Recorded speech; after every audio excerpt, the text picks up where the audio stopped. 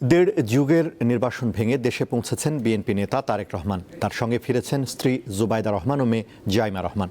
বৃহস্পতিবার বেলা 11টা 43 তাদের বহনকারী বিমান বাংলাদেশ এয়ারলাইন্সের ফ্লাইটটি ঢাকার শাহজালাল বিমানবন্দরে অবতরণ করে। দিনের হিসেবে ৬,৩১৪ দিনের অপেক্ষার অবসান। তিনি ফিরলেন খালি পায়ে, স্পর্শ করলেন লাল সবুজ বাংলার মাটি।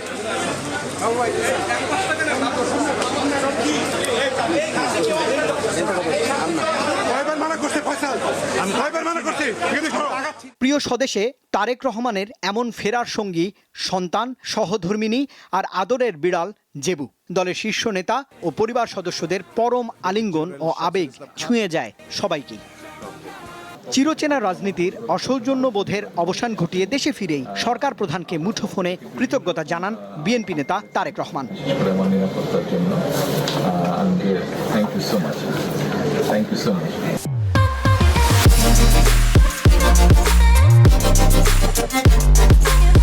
বিমানবন্দরের আনুষ্ঠানিকতা সেরে বিএনপির এই কাণ্ডারি ছোটেন রাজধানীর ৩০০ ফিটের সংবর্ধনা স্থলে, যেখানে অপেক্ষায় ছিলেন লাখো নেতাকর্মী। আগামীর বাংলাদেশ ঘিরে তারেক রহমানের স্বপ্ন কি হবে তা জানান বিএনপি নেতারা।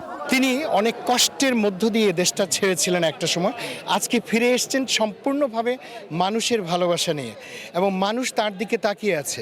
আমাদের দেশে মানবাধিকার ভুলণ্ঠিত হয়েছে, আমরা আইনের শাসনে থাকতে পারিনি, আমরা গণতন্ত্র পাইনি বহু বহু বছর ধরে। এই জায়গাগুলো প্রত্যেকটা জিনিস মানুষ যাকে ঘিরে এখন আবার ফিরে পেতে চাচ্ছে, তিনি হচ্ছেন তারেক রহমান। যারা এই সমস্ত গণতান্ত্রিক প্রক্রিয়ায়, সন্ত্রাসী কায়দায় বাংলাদেশের গণতান্ত্রিক অগ্রযাত্রাকে বাধাগ্রস্ত করতে চাইবে, তাদেরকে আমরা সম্মিলিতভাবে সকলকে নিয়ে প্রতিহত করব।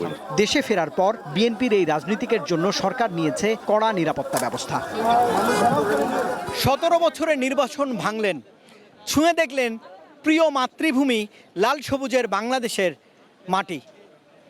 আগামীর বাংলাদেশের রাজনীতিতে তারেক রহমান কী বার্তা দেবেন গণতন্ত্র সুসংহত করবার বিষয়ে, সেটাই সময় বলে দিবে।